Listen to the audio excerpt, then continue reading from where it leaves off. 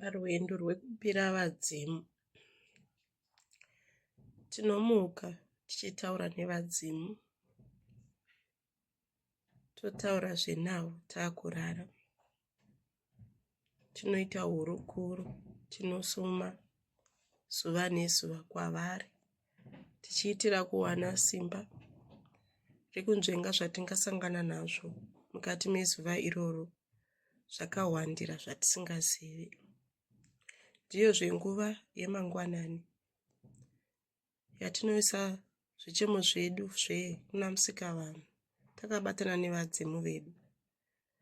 Saka way of life yechivanhu, kutanga tasuma vadzimu, tosumuka nedare iroro takabatana ini mwere nevadzimu tonanga kuna Musikavanhu.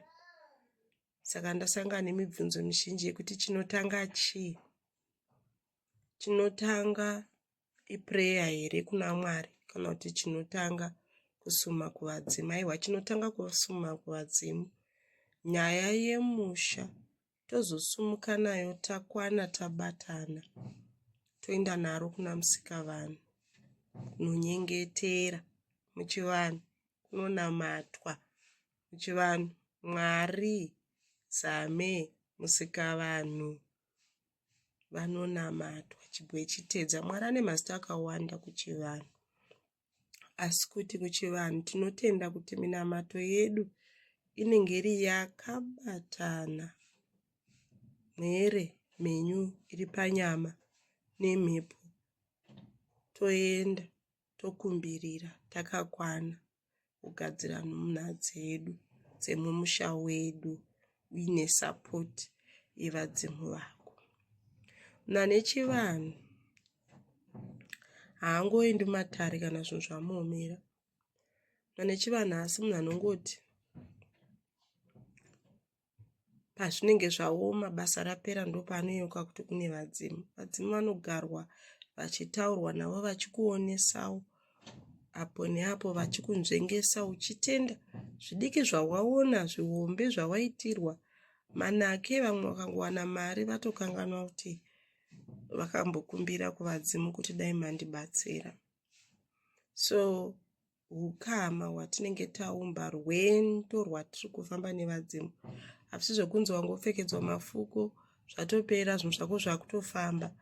Aiwa, iko kufamba kwezvinhu uku, kuva neupenyu hune zororo nehope dzinobata, kugutsikana nezvaunazvo mukuwana nemukushaya, kuramba uri patrust yekuziva kuti vadzimu vari kuziva zvavanoita. Ugopinda paconfusion, ugopinda padhirama, ugoramba wakamira uchingoti aiwa, vangu vadzimu vari kuziva zvavari kuita. Unoda kuwanawo nguva yaunombogeza nemakwenzi, nekuti kana uri light, totaura matare chaiwo chaiwo, matare chaiwo epasi chigare, unenge uri light munyika. Saka uri light kudaro, you attract a lot of negative energies.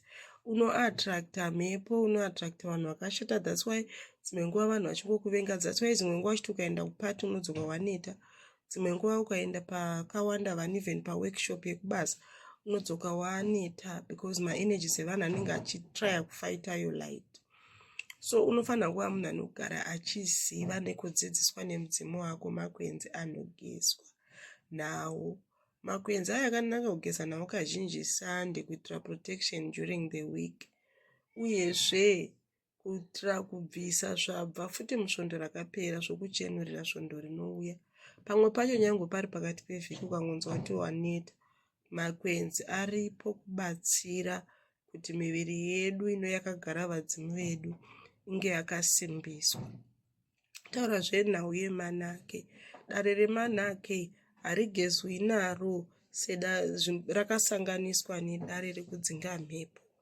Kana uchida kugadzira dare remanake, unotanga wageza mhepo yoenda. Kana kuenda kugungwa, umbonotuhwina, wokumbirira bvisai zvakaipa zviri pandiri, wochidzoka kumba wakubika mahebs ako, bikiro rako remanake. Hazvisanganiswe izvozvo, zvinobikwa zvakasiyana. Zvino vamwe tinongoti zvese mupoto iyoyo zvinobvisa nezvinogadzira. Aiwa, kubika manake, kubvisa mhepo.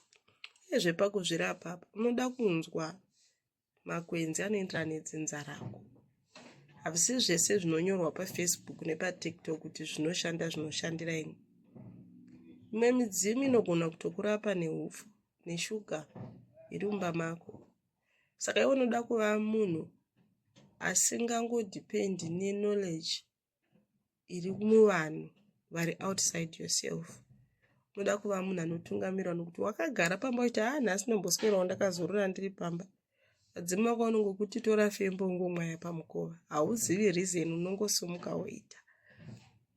Unzi imbotora sote magodo umbogeza zvanza zvako izvi zvakaoma. Mane mudzimu anotoziva. Vanhu vanozosara kuenda kumasahwira, but mane mudzimu anotoziva zviri kuitika kwaari. So zvinoda kuva munhu anoteerera ose magaidhenzi aunenge uchipiwa iwayo, nekusenza maenergy evanhu. Ukaona munhu achiuya kwauri kana kuti achikufarira nyange akakufarira sei, ukaona mwoyo wako uchiramba kumugamuchira munhu iyeye, usamanikidzira kumupinza mupenyu hwako, nokuti vadzimu vanenge vachikupa body language. Havauyi vachipa mifananidzo yega yekungoti hona icho chakati. Aiwa, body language, kurova kwehana yako, kusafarira munhu anokufarira iyeye, kusafarira munhu atokupa gift, atokusekerera, atokudii. It's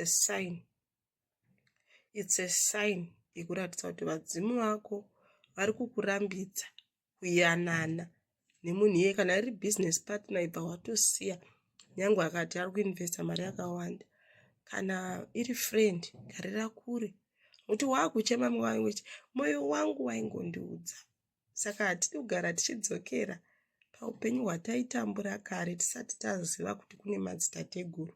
Takabirwa zvedu kwenguva yakareba. So tinodawo kuandastenda language yacho yechivanhu nemafambiro azvinoita.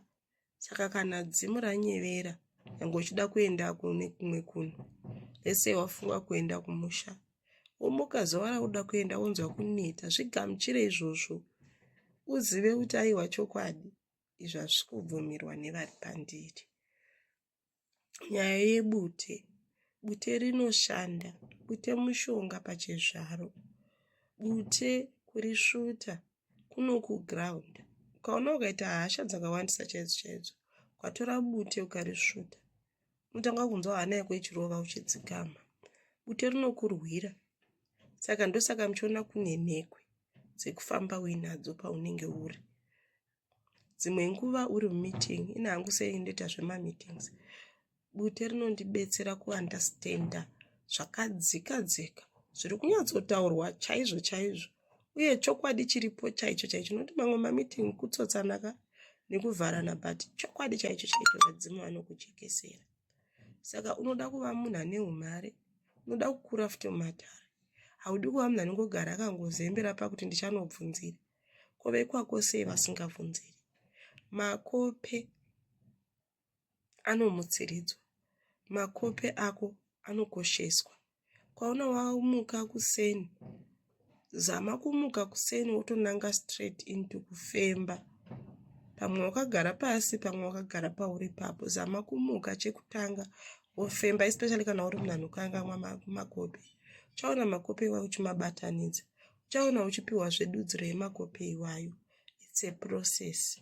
Zvinotoshandirwa, zvinotomiririrwa, zvinotoitwa kuitira kuti iwewe ukure mumatare. Nokuti vamwe venyu munozviti muri vanhu vematare, but hamubati matare, hamutauri nevadzimu, munongobuda mumba sembeva, modzoka mumba mototi gu, motovata, musina kumboongorora kuti ndinotenda vadzimu nepapo. Ndokumbirira zvekugadzirirwa apo pandinetsa apo nepapo zuva ranhasi. Zvotofamba, ukama ngahuumbwe, kumbovatengerawo supa umbodira pasi, zvese izvozvo usazvisiya. Ramba uchifamba negwara rako rematare.